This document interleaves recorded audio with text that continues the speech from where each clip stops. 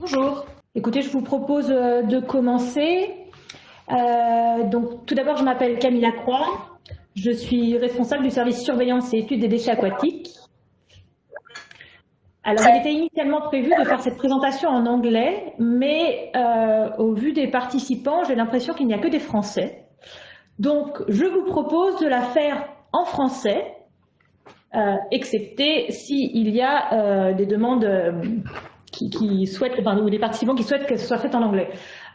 So, if there are any English speaking participants, this presentation was due to be made in English, but as there are more participants from France, we suggest to do it in French, except if you want to keep it as planned in English. So if you want to have the presentation in English, please do tell us, and if not, we will continue in French.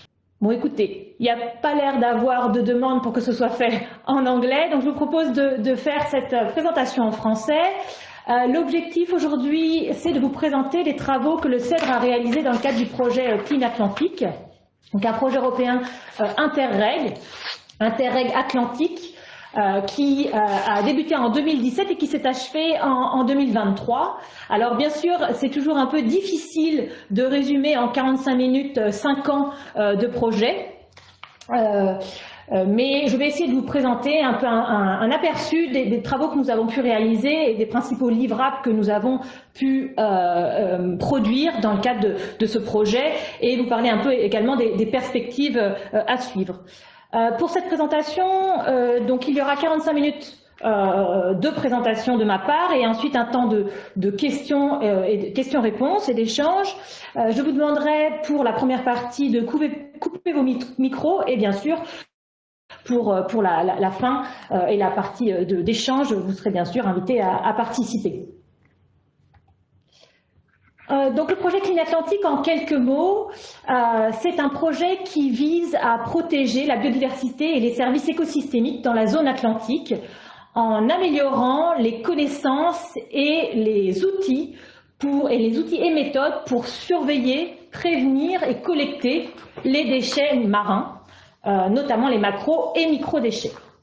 Et c'est un projet qui, en plus de ses actions, de ses objectifs, visait également à sensibiliser et à modifier les pratiques parmi les parties prenantes. Donc il a commencé, comme je vous le disais, en 2017. Il a été lauréat d'une extension de budget en 2021, ce qui nous a permis de travailler 1 an et demi de plus, et il s'est achevé en juin 2023.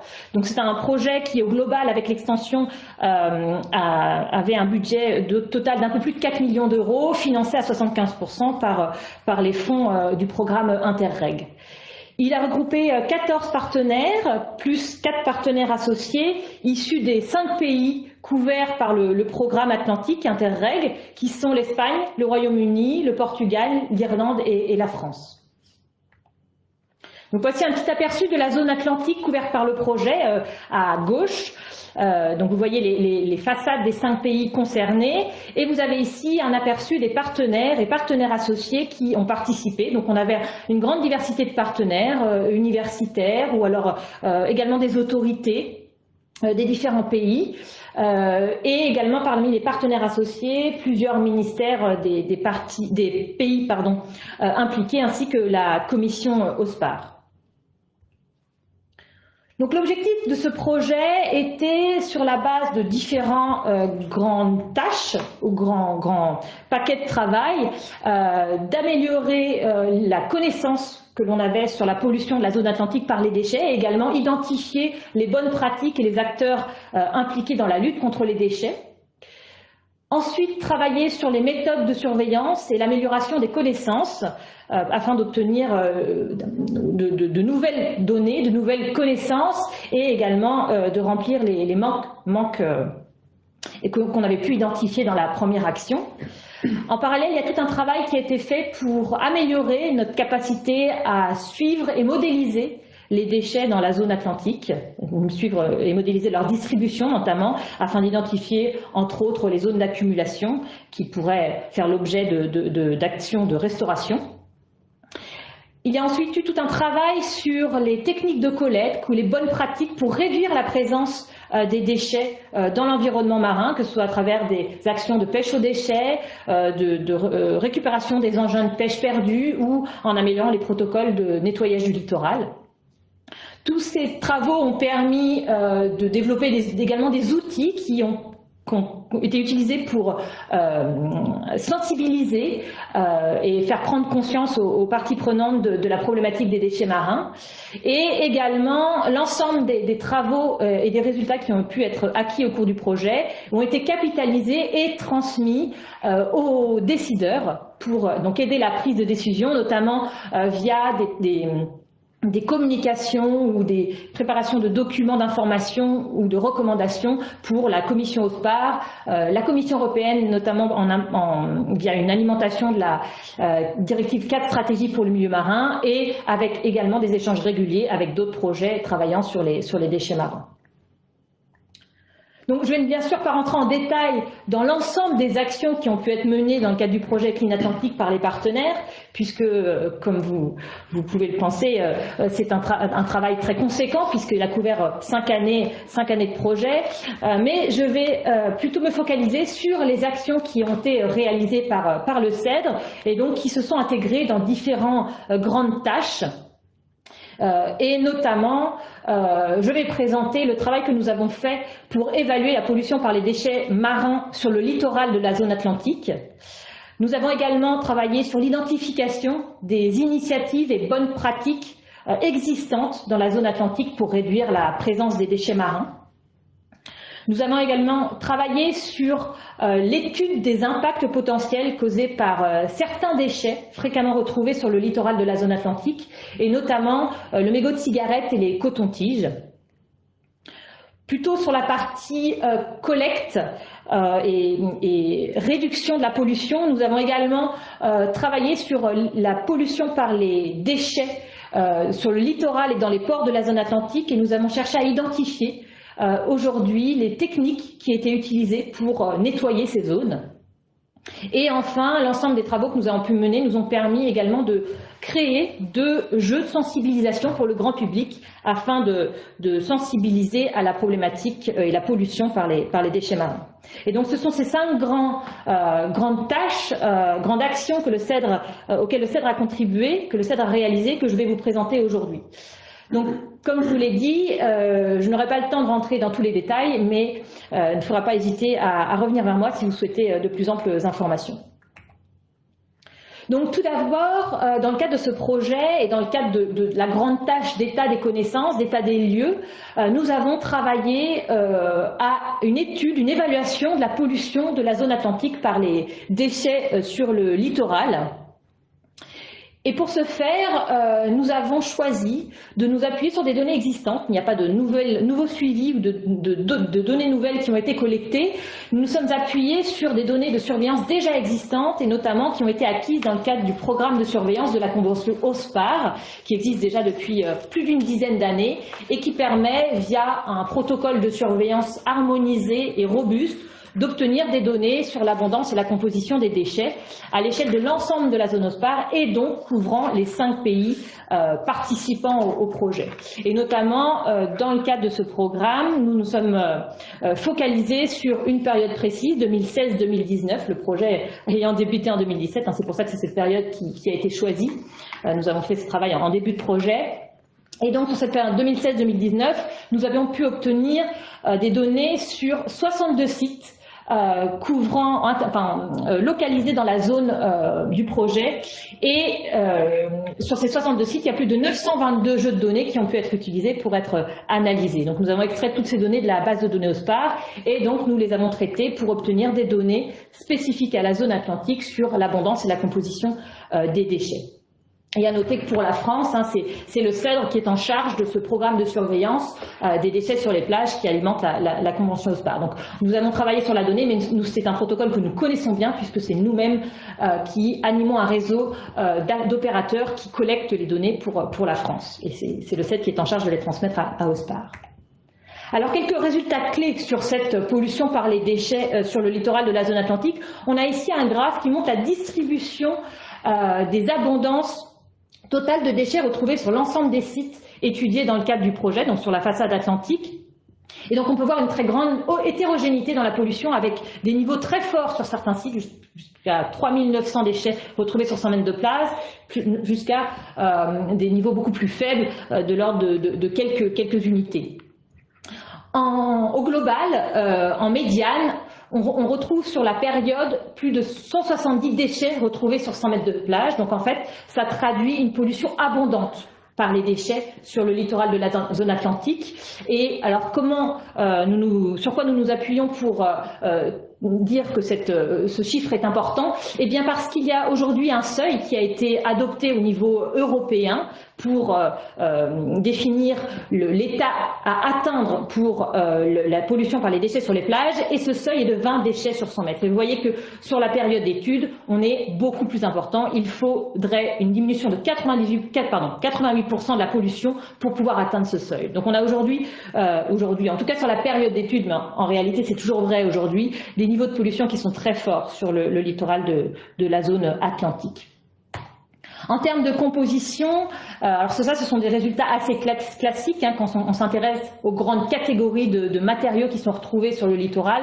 Eh bien, on a une majorité de plastique. Sur la période d'étude, là, on était à quasiment 90% des déchets qui étaient des déchets composés de plastique, avec notamment une part importante de plastique à usage unique. Ça représentait 40% des déchets retrouvés sur les sites lors de la période d'étude, mais également des déchets associés à l'activité de pêche et d'aquaculture de l'ordre de 20%, et puis également à mentionner une présence importante de fragments de l'ordre de 20%, fragments qui sont en fait trop dégradés pour être identifiés. C'est-à-dire que ce sont des déchets qui, du fait de leur séjour dans l'environnement, ont été dégradés, et donc malheureusement ce sont des déchets que nous ne sommes pas en mesure d'identifier lors des suivis. Alors, je ne vais pas rentrer plus dans le détail de ce travail d'analyse. Il y a beaucoup d'autres chiffres qui ont été obtenus à différentes échelles de la zone atlantique. Mais si vous voulez en apprendre plus, je vous invite à aller voir le rapport que nous avons produit et qui est disponible sur le site internet du projet. Et je voulais également mentionner que ce travail avait servi de base à l'évaluation de la pollution par les déchets sur le littoral, qui a été réalisée à l'échelle de la zone OSPAR et qui alimente le Quality Status Report 2023 de la Convention OSPAR, qui vient d'être publié la semaine dernière et que je vous invite à consulter, et qui présente un bilan de santé de cette zone OSPAR, de cet Atlantique Nord-Est, et avec tout un chapitre sur les déchets marins. Et vous aurez dans ce document des chiffres complémentaires, et notamment à une plus large échelle, puisque dans Clean Atlantic, nous nous sommes focalisés sur la zone atlantique, mais évidemment, dans le cadre de l'évaluation OSPAR du QSR, cela couvre l'ensemble de la zone. Alors, je vais maintenant vous présenter un travail, toujours dans le cadre de cet état des lieux, état des connaissances, un travail d'identification des initiatives et bonnes pratiques que nous avons pu réaliser en début de projet, puis qui a été actualisé par la suite. L'idée étant de centraliser un peu toutes les informations sur les bonnes pratiques qui existent, et ensuite de communiquer, de faciliter leur dissémination pour favoriser on va dire la mise en œuvre à plus large échelle de ces bonnes idées, ces bonnes pratiques. Donc ce que nous avons cherché à savoir, c'était quelles étaient les initiatives qui existaient dans la zone atlantique, qui était en charge et qui était le type d'acteurs aussi qui réalisait ces initiatives. Alors, l'approche que nous avons choisie pour identifier ces initiatives était de s'appuyer sur une enquête en ligne qui a été donc préparée et diffusée à l'échelle de la zone atlantique couverte par le projet. Donc, c'est une enquête qui a été réalisée en 4 langues, français, espagnol, portugais et anglais, et qui a été donc traduite avec l'aide des partenaires et puis disséminée dans l'ensemble des pays avec l'aide également des partenaires. Donc la première dissémination a été réalisée en 2018, ce qui a permis d'identifier 391 initiatives, mesures ou actions, alors avec une prépondérance des résultats et des réponses obtenues en France, probablement du fait d'un effort plus important de diffusion de l'enquête, mais quand même un nombre de bonnes idées, bonnes pratiques recensées important dans l'ensemble des pays. avec notamment différents types d'initiatives, certaines plus qui concernent plus la collecte ou la récupération de déchets dans l'environnement, d'autres plus axées sur la surveillance, l'acquisition de données, également sur la sensibilisation. Ces trois grands types d'initiatives ont été majoritaires lors de la première enquête, avec dans une moindre mesure des actions plus de gouvernance ou qui concernent l'économie circulaire.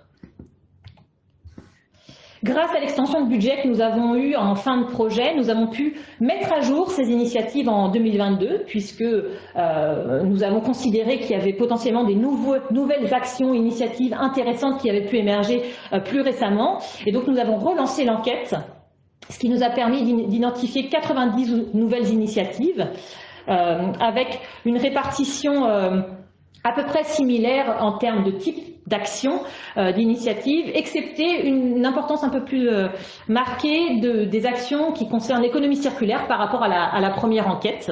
Est-ce que ça traduit le développement de ce type d'action ou est-ce juste un effet de dissémination de l'enquête? Ça, on ne sait pas. Mais en tout cas, voilà, une petite modification de la répartition des actions lors de cette enquête. Alors pour valoriser l'ensemble de ces initiatives obtenues via ces enquêtes, nous avons développé une base de données en ligne, via une plateforme interactive qui est désormais accessible via le site internet du projet et que nous avons nommé la Clean Atlantic Initiative Database, et qui permet comme ça d'aller en fonction de la zone, identifier ou rechercher des informations sur les initiatives pouvant exister localement en fonction de leur catégorie. Et donc on peut ensuite aller cliquer sur certaines initiatives pour obtenir de l'information, savoir quel est leur objet, est-ce que ça cible certains types de déchets ou non, est-ce que c'est plutôt donc de la sensibilisation, est-ce que c'est plutôt de la surveillance, et puis des liens vers les sites internet ou des informations complémentaires. Alors, malheureusement, je n'aurai pas le temps de rentrer dans le détail des initiatives recensées dans le cadre de cette présentation, mais je vous invite à aller consulter cette base de données en ligne. N'hésitez pas d'ailleurs à nous faire remonter des commentaires. Si vous souhaitez d'autres informations plus détaillées sur le type d'initiatives recensées, sur la façon dont nous les avons catégorisées, je vous invite également à aller consulter le rapport final de cette étude. Alors maintenant, je vous propose d'aborder un sujet un petit peu différent et en fait, on va changer de grande tâche, grande action ou grand paquet de travail et plus aller maintenant vers le développement des connaissances et notamment vous présenter les résultats d'une étude expérimentale que nous avons menée pour développer les connaissances sur les impacts potentiels de certains déchets retrouvés sur le littoral de la zone atlantique.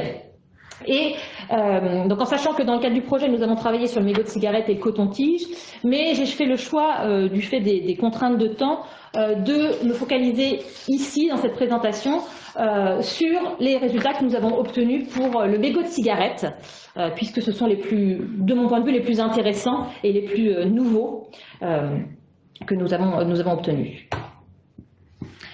Alors quelques informations sur ces mégots de cigarettes ou filtres de cigarettes que nous ciblons là dans le cadre de ce travail.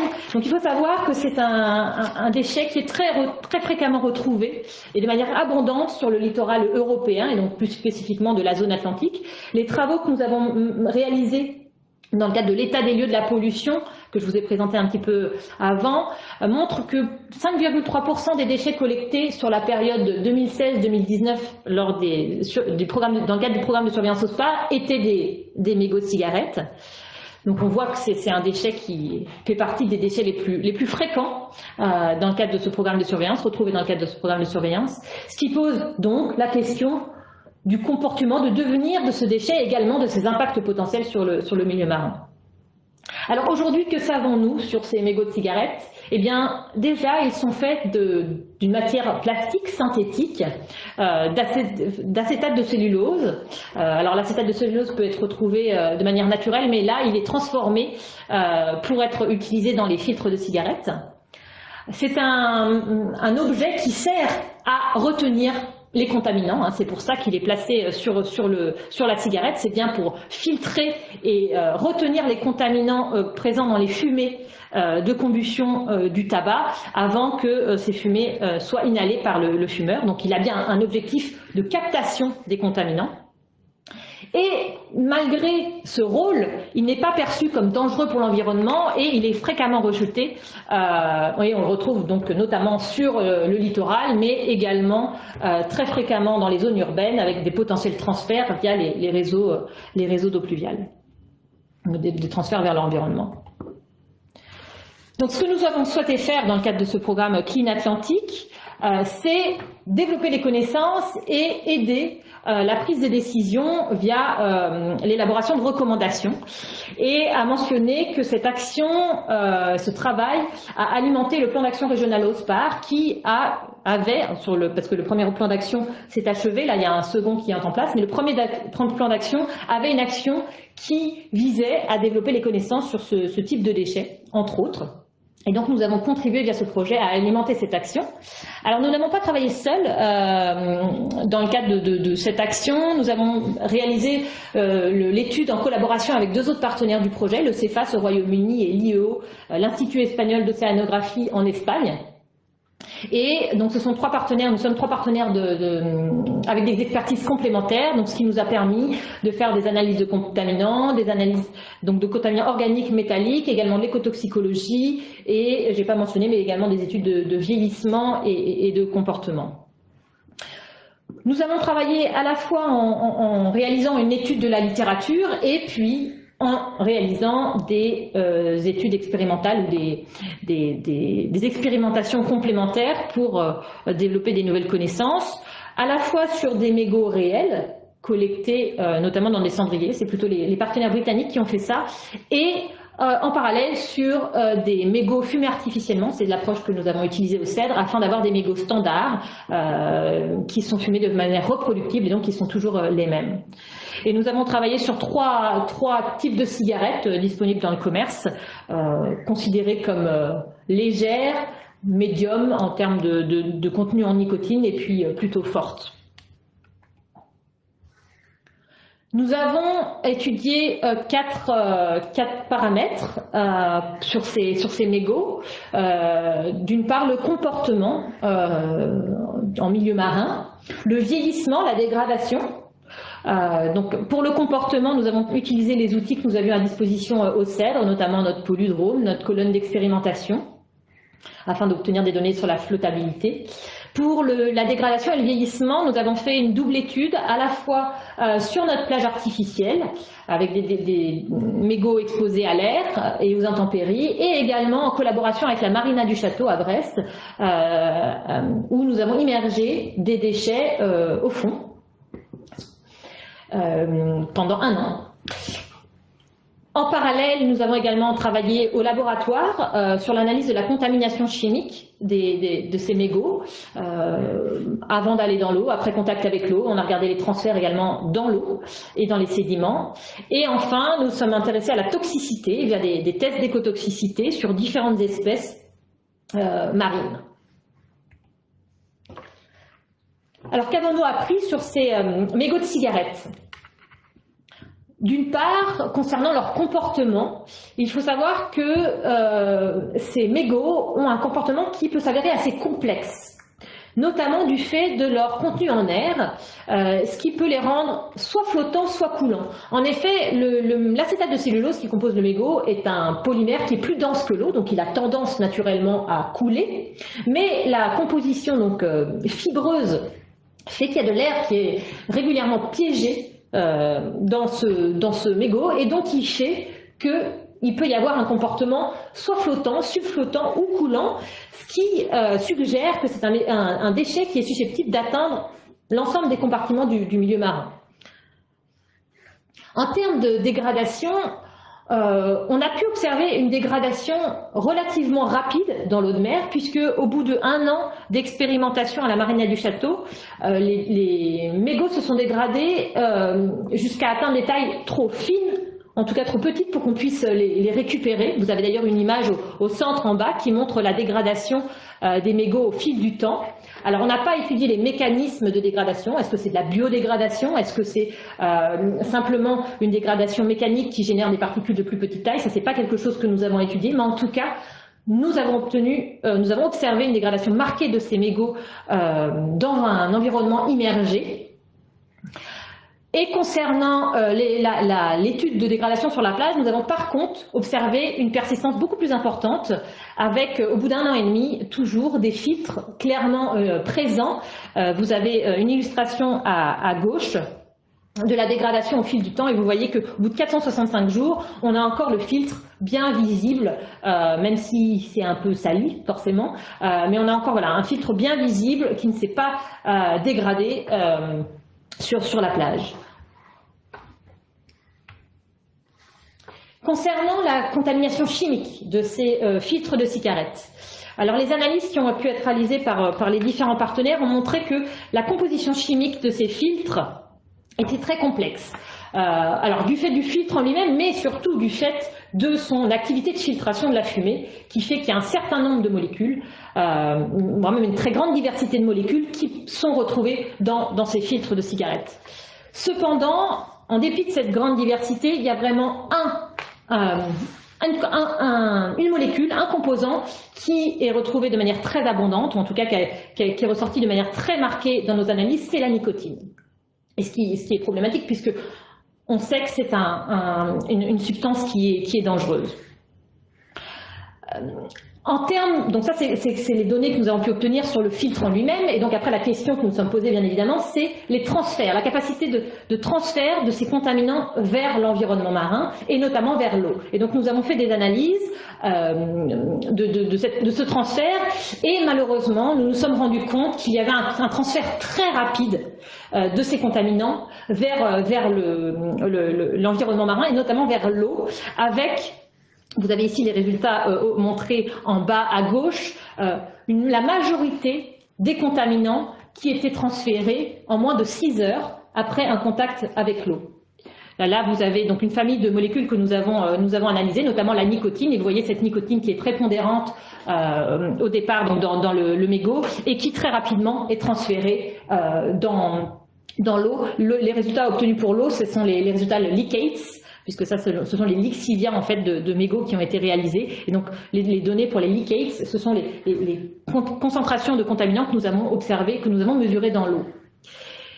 Et à mentionner également que nous avons fait des analyses similaires sur les mégots que nous avons mis à vieillir dans l'environnement, et notamment sur la plage. Et ça, ce sont les données qui sont présentées à droite, et on voit là l'évolution de la concentration en contaminants dans les mégots qui sont mis à vieillir, et avec une diminution très marquée de la contamination dans les 7 premiers jours de vieillissement.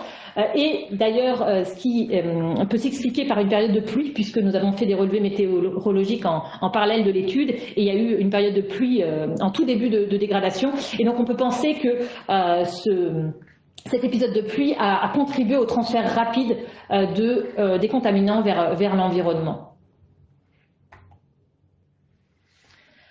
En termes de toxicité, donc nous avons fait, comme je vous l'ai dit, plusieurs études, et nous avons observé que, et en accord avec les résultats obtenus pour les contaminants, nous avons observé que dans une courte période, un mégot de cigarette était capable de contaminer de l'eau ou des sédiments à un niveau qui était susceptible d'affecter des organismes marins. Il y a notamment des tests sur des vers arénicolas qui ont été réalisés par les partenaires britanniques et qui sont présentés sur la gauche, et on voit l'évolution de la survie en fonction des concentrations, et on voit qu'à une concentration de 1 mégot par kilogramme de sédiments, eh bien, on a observé une mortalité complète des individus exposés, donc des niveaux de toxicité très forts. En complément, donc on a fait un certain nombre d'études et un certain nombre de tests, et je ne peux malheureusement pas tous vous les présenter ici, mais ils sont tous avec des résultats ou des conclusions similaires, des niveaux de toxicité forts, et à noter que nous avons observé des différences en termes type de mégots, de type de cigarette en fait. Plus la cigarette était chargée en nicotine au départ, plus le filtre s'est avéré toxique, avec notamment ici une illustration de tests de toxicité qui ont pu être réalisés sur des bactéries marines. Et on voit à droite là le niveau de toxicité le plus fort pour les cigarettes dites fortes. Donc ces résultats nous ont permis de conclure que les mégots présentaient un risque pour la qualité de l'eau et des sédiments et des organismes associés. Et donc on avait vraiment un déchet qui était dangereux pour l'environnement marin. En termes de recommandations, donc on a indiqué qu'il était important d'essayer de prévenir au maximum les contacts entre les filtres, les mégots de cigarettes et l'environnement, et notamment l'eau, du fait de cette capacité de transfert très rapide des contaminants. Et donc en réalité, on se rend compte via cette étude que la problématique première du mégot de cigarette, c'est sa contamination chimique et non pas sa composition plastique. C'est vraiment l'ensemble des contaminants qui sont retenus et qui sont susceptibles d'être transférés et qui sont toxiques pour les organismes. Donc il apparaît que l'utilisation de filtres biodégradables ou encore le nettoyage ne sont pas des solutions optimales, puisque ce ne sont pas des solutions qui préviennent les transferts de contaminants. Cela règle seulement la problématique de la contamination plastique et non la problématique de la contamination chimique, qui, comme je vous le disais, est celle qui est la plus impactante pour l'environnement. Donc il y a aujourd'hui un certain nombre de solutions qui sont existantes, identifiées, et qu'il est nécessaire de développer afin vraiment de diminuer cette pollution par le mégot de cigarette. Et même si dans cette étude on s'est focalisé sur le milieu marin, ces conclusions peuvent être étendues à l'ensemble de l'environnement. C'est vraiment un déchet problématique, malgré le fait que pour beaucoup il n'est pas perçu comme tel. C'est pourtant un des déchets les plus toxiques parmi ceux qu'on a pu analyser dans le cadre de différentes études. C'est vraiment ce mégot qui, à chaque fois, dépasse de plusieurs ordres de grandeur en termes de toxicité les autres types de déchets qui peuvent être retrouvés. Si vous souhaitez en apprendre plus, donc on a produit 2 rapports dans le cadre de ces études. Alors, une sur le coton-tige que je n'ai pas présenté ici, puis un rapport assez conséquent sur le mégot de cigarette.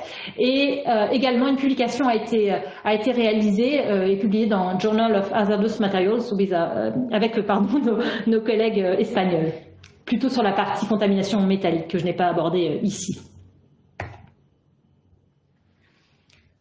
Alors, je vous propose maintenant de changer un petit peu de sujet et de nous intéresser plutôt aux techniques de collecte des déchets et vous présenter des travaux que nous avons faits sur la pollution du littoral et des ports, du littoral et des ports de la zone atlantique par les déchets, et donc l'identification des bonnes pratiques de nettoyage existantes. Donc là, l'objectif de ce travail, c'était de faire un état des lieux, des connaissances de terrain sur la pollution du littoral et des déchets dans les ports. Alors pour les ports, en se focalisant sur les déchets flottants, donc dans cette zone atlantique, et essayer d'obtenir le maximum d'informations sur les techniques de nettoyage qui étaient aujourd'hui utilisées, avec quelles ressources, quels étaient les coûts, et puis vraiment essayer de bien identifier les bonnes pratiques et les retours d'expérience intéressants. Donc c'était vraiment l'information de terrain, la connaissance de terrain qui nous intéressait ici. Pour obtenir ces données de terrain, nous avons choisi de nous appuyer encore une fois sur une enquête en ligne, des enquêtes en ligne. D'une part, une première qui a ciblé le littoral et dans le cadre duquel nous avons donc posé des questions sur les techniques de nettoyage, mais également sur les sites d'accumulation retrouvés sur le littoral de la zone atlantique, donc des sites qui peuvent être pertinents de nettoyer.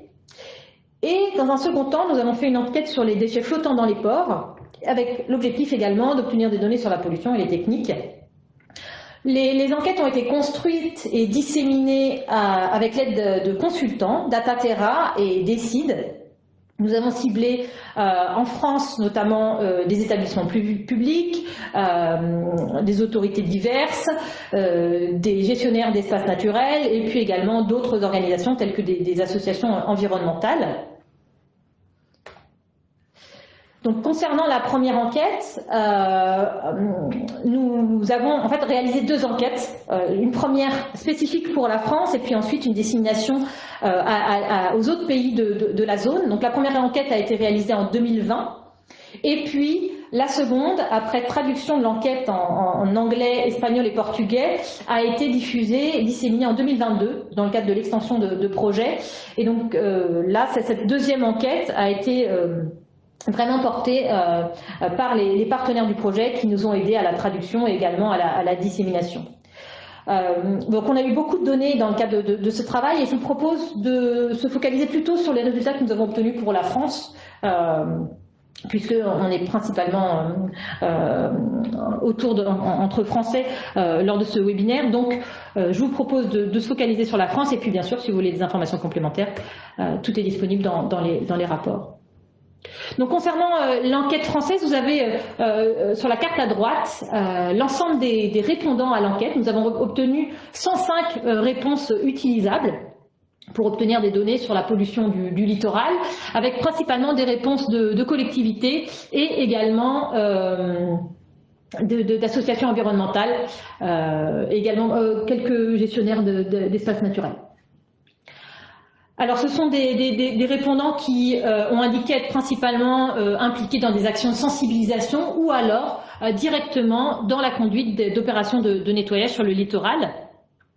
Et de manière assez intéressante, même si on peut considérer le nombre de réponses un peu limité pour couvrir l'ensemble du littoral métropolitain, nous avons obtenu des réponses de répondants qui travaillaient sur des petites zones géographiques, que ce soit des municipalités ou des collectivités ou des communautés de communes ou des zones protégées, ce qui nous a permis d'avoir des bonnes informations, une bonne connaissance sur la situation locale. Alors, en termes de données sur les sites d'accumulation, cette enquête nous a permis d'identifier, de localiser 207 sites d'accumulation sur le littoral métropolitain, dont 90 que nous avons catégorisés comme points chauds, hotspot en anglais, parce que d'après les répondants recevant plus de 10 mètres cubes de déchets par an. Alors cependant, nous n'avons pas pu, sur la base des données, faire de vrais liens entre le type de côte et la présence de déchets. Il semblerait que ces zones d'accumulation puissent se trouver vraiment sur différents types de substrats. En termes de techniques de nettoyage du littoral aujourd'hui en France, il apparaît que ce sont principalement les municipalités ou les groupes de municipalités, donc les communautés de communes qui sont impliquées dans le nettoyage du littoral, avec également une part importante d'implication des associations environnementales. Ce sont encore une fois les collectivités qui contribuent le plus financièrement au nettoyage, avec des coûts qui peuvent varier selon différents paramètres, notamment la fréquence des suivis, les considérations écologiques et également différents facteurs économiques qui sont à prendre en compte, tels que le tourisme. Et vous avez sur la droite quelques illustrations de nettoyage qui peuvent être menés, que ce soit mécanique ou manuel. Concernant ce nettoyage, donc mécanique ou manuel, on voit que d'après l'enquête, les deux sont aujourd'hui utilisés avec des moyens et des équipements qui peuvent venir de différentes sources. Cependant, pour tout ce qui est nettoyage mécanique, on voit que c'est principalement au niveau des municipalités, communautés de communes ou alors départements que c'est organisé. Le nettoyage manuel étant plus souvent pris en charge ou organisé par les associations environnementales. Parmi les équipements qui sont aujourd'hui régulièrement identifiés ou qui, en tout cas qui ont été mentionnés dans l'étude, on a l'utilisation de cribleuses, pardon, excusez-moi, je cherche les termes en français, de cribleuses ou encore de râteaux tirés par des tracteurs. Vous avez différentes illustrations d'équipements qui sont aujourd'hui utilisés pour le nettoyage du littoral. Donc là, des équipements mécaniques utilisés pour le nettoyage du littoral en France métropolitaine. On a également questionné les participants sur les mesures qui pouvaient être mises en place pour réduire la présence des déchets sur le littoral, et on voit qu'il y a de plus en plus d'actions qui sont mises en place par les différents acteurs, d'une part pour sensibiliser notamment pour réduire le rejet de déchets dans l'environnement et notamment sur les plages, et également encourager les utilisateurs de la plage à collecter les déchets qui sont échoués. Avec par exemple la mention des bacs à marée qui se développent de plus en plus sur le littoral métropolitain, l'existence également d'objets de sensibilisation avec par exemple là, cet oiseau plein de déchets retrouvés sur le littoral, ou encore l'installation de plaques de sensibilisation ici comme en sa mer, comme vous pouvez voir sur la droite sur l'image.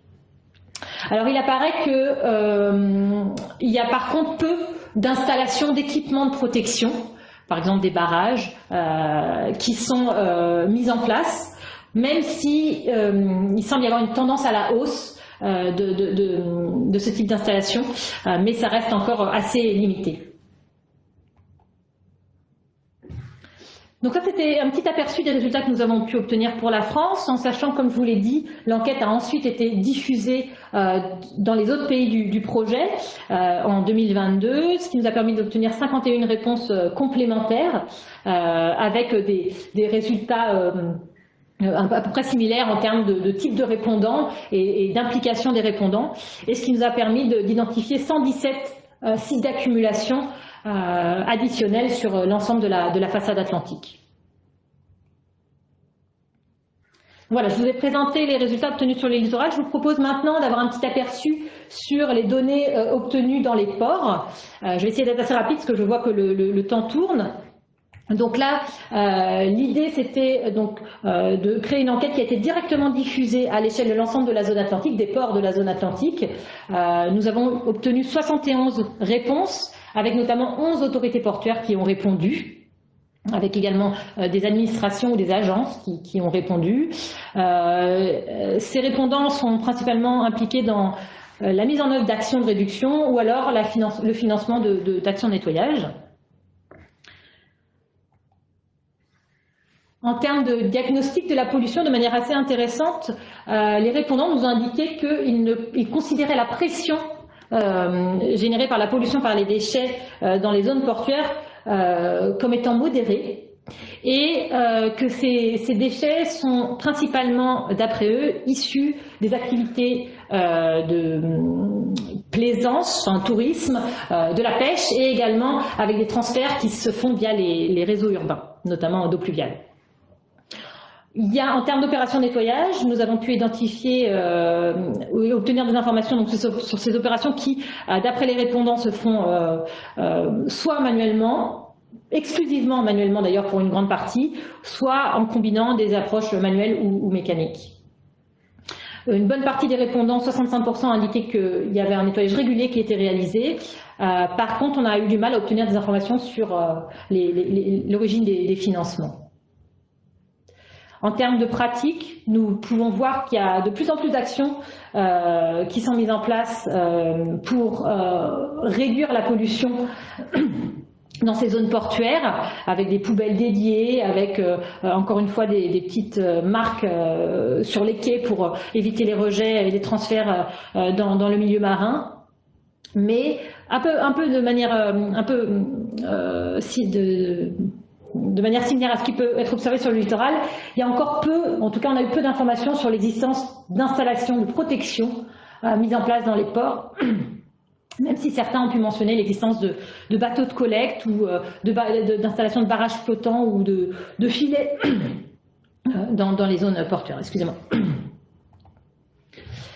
Donc, beaucoup de données acquises via ces enquêtes que je n'ai pas pu présenter en détail ici. Donc, si vous souhaitez des informations complémentaires, je vous invite à aller consulter les rapports. Donc, il y en a 2 sur l'identification qui concerne les déchets sur le littoral, un rapport qui concerne les déchets dans les ports. Et il faut savoir que sur la base de l'étude des déchets sur le littoral, nous avons également produit un guide de bonnes pratiques pour le nettoyage du littoral, qui est également disponible sur le site internet du projet, et que nous allons d'ailleurs traduire en français.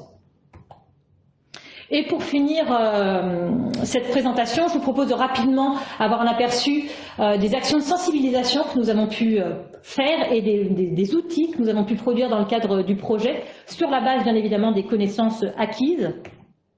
Nous avons créé 2 jeux de sensibilisation. Le premier s'appelle le Litter Eater et le second le Cluedo Mego en français. Des jeux qui ont été produits en français, en anglais, en espagnol et portugais, et qui sont aujourd'hui disponibles dans les 4 langues et qu'on a pu tester lors de différents événements. Alors très rapidement, pour le Litter Eater, l'idée c'est de sensibiliser le grand public sur la diversité des déchets que nous pouvons retrouver aujourd'hui sur le littoral de la façade atlantique, et donc notamment le littoral français, les sources potentielles des rejets et également sur les impacts sur la faune marine.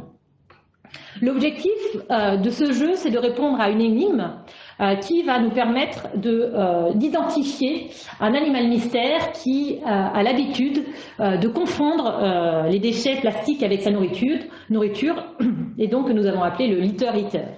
Donc vous avez un exemple là de l'énigme qui est en anglais, mais bien sûr elle existe en français. Et donc l'objectif pour répondre à l'énigme, c'est, grâce à différents déchets posés sur une table, à côté duquel il y a des petites cartes, c'est d'identifier le nom de chaque déchet. Et en identifiant le nom du déchet, on remplit donc une trame qui nous permet d'identifier une lettre qui ensuite est utilisée pour répondre à l'énigme. Par exemple, lorsqu'on identifie le premier déchet, qui est un filet de pêche, donc fishing net dans la version anglaise, cela nous permet d'identifier, lorsqu'on écrit le nom, le N, qui va constituer la première lettre de la réponse à l'énigme. Et donc, via ce travail d'identification, donc il y a un accompagnateur qui aide les participants, on peut discuter de l'origine des déchets, des impacts potentiels, des sources, etc. Et en sachant que sur chaque carte, on a également fourni quelques informations sur le déchet en lui-même. Et donc, dans la version anglaise, donc, grâce à un ensemble de déchets qui sont à identifier, on est en mesure d'identifier le fulmar boréal, Northern fulmar en anglais, donc qui constitue la réponse de l'énigme. Et donc, on fournit également quelques informations sur ce fulmar qui est aujourd'hui utilisé comme espèce indicatrice pour suivre la pollution de la mer du Nord par les déchets flottants et l'ingestion par les oiseaux. Voilà, ça c'est un exemple de jeu que nous avons pu produire en utilisant notamment les données d'état des lieux de la pollution du littoral par les déchets. Et concernant le Cluedo Mego, donc là l'idée c'était d'utiliser les résultats, les données que nous avons pu acquérir dans le cadre de l'étude expérimentale que nous avons menée pour sensibiliser le public sur la pollution causée par ce mégot de cigarette. On a pu voir qu'elle était vraiment problématique et donc ça nous paraissait important de travailler là-dessus. Et donc nous avons créé ce Cluedo dans le cadre duquel, à l'aide de différents outils, les participants doivent identifier donc ils se placent un peu comme des enquêteurs, et ils sont des enquêteurs et ils doivent identifier quelle est l'arme du crime. Donc là il y a différents mégots qui ont été obtenus dans différents lieux, qui ont été jetés par différentes personnes, différents criminels, et donc là il faut identifier quel est le mégot sur la base d'indices, qui est le coupable, où est-ce qu'il a été créé, où est-ce qu'il a été jeté et quand. Et autour de ces questions, grâce à l'aide d'un accompagnateur, on aborde la notion de transfert de contaminants, de vieillissement, de transfert vers du réseau urbain vers le milieu marin, etc. Et donc ce jeu a été traduit, comme je vous le disais, en différentes langues et aujourd'hui accessible dans ces différentes langues. Donc, vous pouvez en apprendre plus et aussi surtout récupérer les cartes des jeux dans les livrables que nous avons pu produire et qui sont accessibles sur le site du projet. Et cette présentation de ces jeux finalise ce webinaire, puisque c'était la dernière action dans le cadre duquel nous avons contribué lors de ce projet Clinatantique. Donc bien sûr, comme je vous l'ai mentionné, je ne vous ai donné qu'un petit aperçu. Il y a bien sûr beaucoup d'autres actions qui ont pu être menées par les partenaires. Vous avez là d'ailleurs un aperçu de l'équipe projet. Je vous invite donc à aller consulter le site internet du projet et également à continuer à nous suivre parce que le projet Clinatantique s'est achevé, mais le consortium est toujours existant et nous avons répondu à un nouvel appel à projet, le nouvel appel à projet Interreg Atlantique. Et la bonne nouvelle, c'est que nous avons été lauréats d'un financement pour un nouveau projet qui s'appelle Free Litter Atlantique et qui va poursuivre d'une certaine manière les actions initiées, le partenariat initié dans le cadre du projet Clean Atlantique. Donc je vous remercie pour votre attention et je suis disponible si vous avez des questions. Oui, bonjour, c'est donc Régis Lequiec à l'Agence de l'eau. Je voulais savoir si par rapport aux différentes mesures qui sont mises en œuvre, est-ce qu'on a du recul sur le tendanciel, c'est-à-dire les évolutions tendancielles des quantités de déchets qu'on retrouve sur le littoral? Alors, ce n'est pas quelque chose que nous avons abordé dans le cadre du projet Clean Atlantique, parce que la période de temps couverte par le projet était trop courte. Mais par contre, c'est des choses que nous avons fait, des analyses que nous avons faites dans le cadre de l'évaluation OSPAR, parce qu'en réalité, c'est le CEDRE qui a aussi piloté tout le travail d'évaluation qui a été réalisé à l'échelle de la zone OSPAR. Et là, nous avons été en mesure de faire des analyses de tendance, qui ont d'ailleurs été également réalisées dans le cadre de l'évaluation des CSMM qui est en cours de finalisation. Et on voit que on a sur certaines zones, dans certaines zones, des diminutions, sur certains types de déchets, des diminutions, mais ce n'est pas homogène partout. Il y a des différences régionales, voire même locales.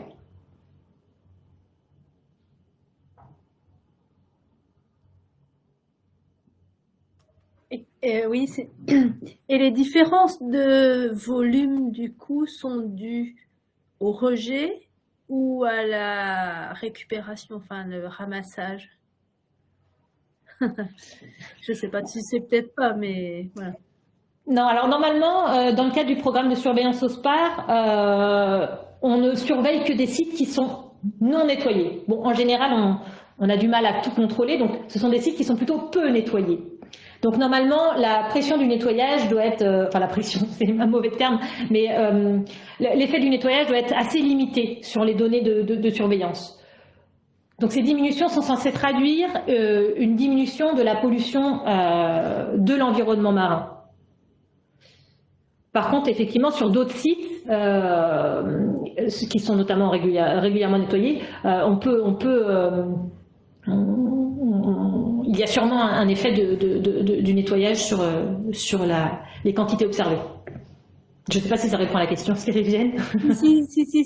Non, mais du coup, je comprends. C'est vraiment de l'observation de ce qui peut arriver sur le littoral et il n'y a pas d'intervention de... Non, l'idée, voilà, c'est vraiment, dans les programmes de surveillance, ce sont des proxys de la pollution du milieu marin.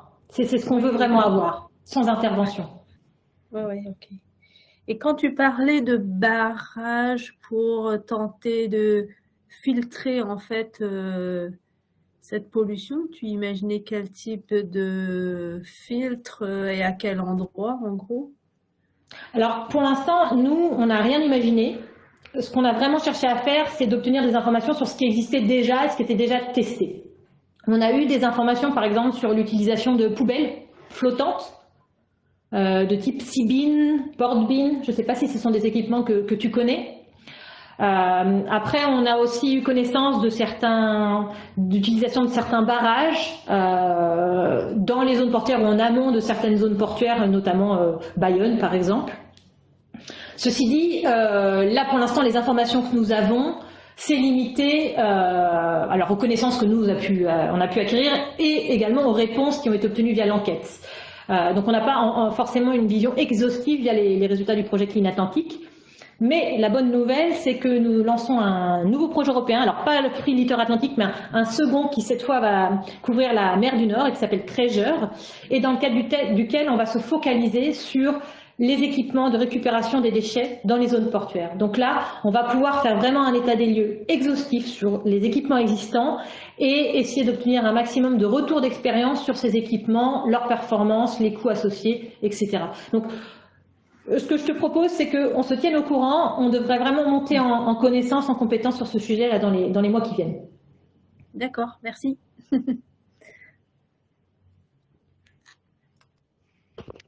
Oui, bonjour, c'est Sébastien Roy d'IFPEN. Oui, bonjour Sébastien. Merci Camille pour cette très belle présentation. Merci. Moi, j'avais une question plutôt sur la partie réglementaire. J'ai pas vu si dans le projet vous avez travaillé sur ce sujet, parce qu'on voit qu'il y a des solutions de rémédiation qui sont utilisées suivant les sites, suivant les communes, etc. Est-ce qu'aujourd'hui il y a des limitations réglementaires sur l'utilisation de certaines techniques pour justement les aspects nettoyage ou rémédiation? C'est pas un sujet qu'on a trop abordé. Alors, après que je regarde, parce que je me demande s'il n'y a quand même pas un petit paragraphe là-dessus dans le guide qu'on a fourni, enfin qu'on a rédigé. Mais enfin, en tout cas, c'est pas un sujet dans lequel on est rentré beaucoup dans le détail.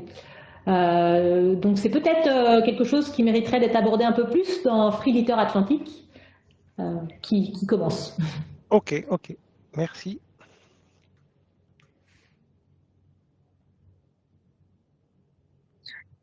Merci Camille pour ta présentation. Moi j'avais une question. Quand tu as présenté la carte qui montre là les spots d'accumulation, il Oui. n'y a aucun point en Corse. Est-ce que c'est parce qu'il y a eu un seul répondant? Je crois que sur la carte il y avait un seul répondant en Corse. Est-ce que c'est parce qu'il y avait peu de répondants ou il y a Oui. d'autres raisons? Alors, en fait, au départ, l'enquête était destinée seulement à la façade Manche Atlantique, couverte par le projet. Mais petit à petit, en fait, ça s'est diffusé en dehors de la zone via des relais, et donc on a eu quelques réponses en dehors, mais c'était pas l'objet initial. Donc c'est un peu des réponses bonus qui ont été obtenues en Corse et en Méditerranée, et qui sont probablement pas exhaustives du tout. Cependant, on a d'autres sources de données pour la Corse, si c'est quelque chose qui t'intéresse, parce qu'il y a des études qui ont été faites, notamment par Ifremer, et il y a des zones d'accumulation qui ont été identifiées sur tout le littoral corse. Donc si c'est quelque chose pour lequel tu souhaites avoir des données, on peut échanger là-dessus. J'ai des informations ou des contacts. D'accord, merci Camille.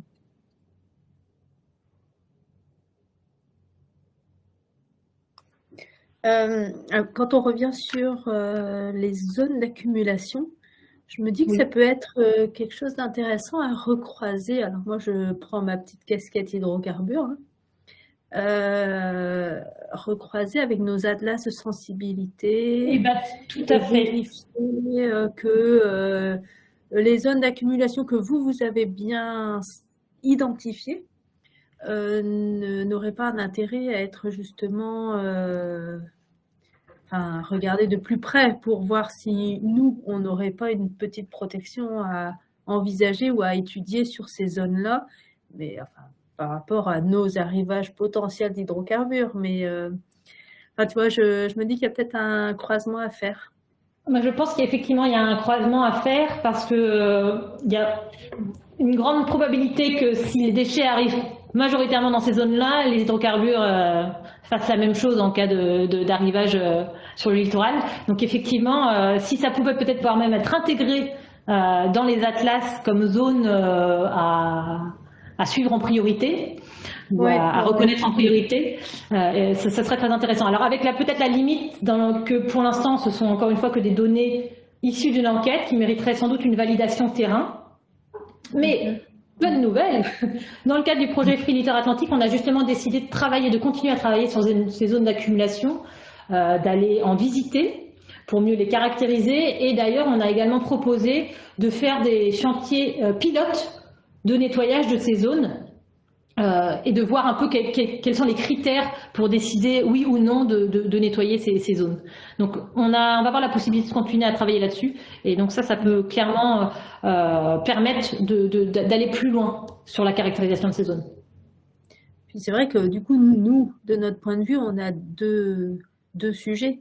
C'est que si on connaît très bien ces zones d'accumulation, pour nous c'est un point, une zone essentielle à aller dégager avant l'arrivée d'un hydrocarbure, d'une pollution, mais c'est aussi une zone où arriverait sans doute peut-être en priorité ou en grande majorité une pollution si elle venait vraiment d'assez loin au large, quoi.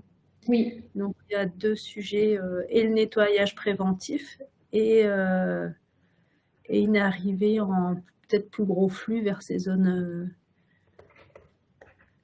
Oui. Tout à fait.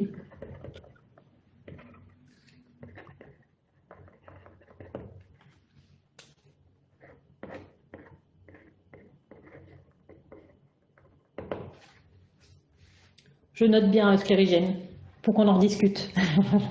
On en reparle. Bonjour Camille, c'est Julie Droit là, du CEREMA. Bonjour Julie. Bonjour. Je voulais revenir sur la question des ports et des bonnes pratiques qui ont été identifiées.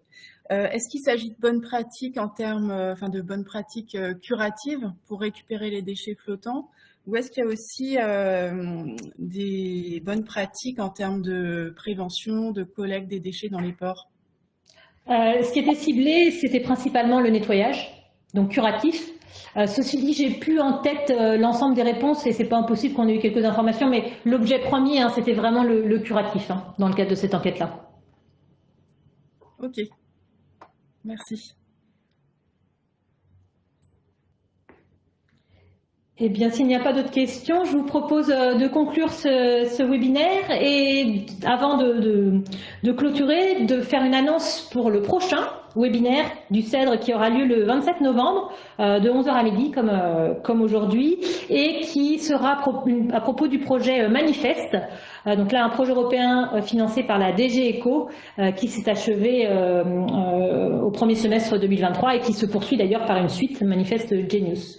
Donc, nous vous invitons à réserver d'ores et déjà le 27 novembre dans vos agendas pour une présentation des résultats du projet Manifeste sur la réponse au rejet accidentel de produits évaporants. Je vous remercie et vous souhaite une bonne journée et n'hésitez pas à revenir vers moi si vous avez des questions. Au revoir. Merci Camille, bonne journée. Merci. Au revoir. Merci beaucoup Camille, bonne journée.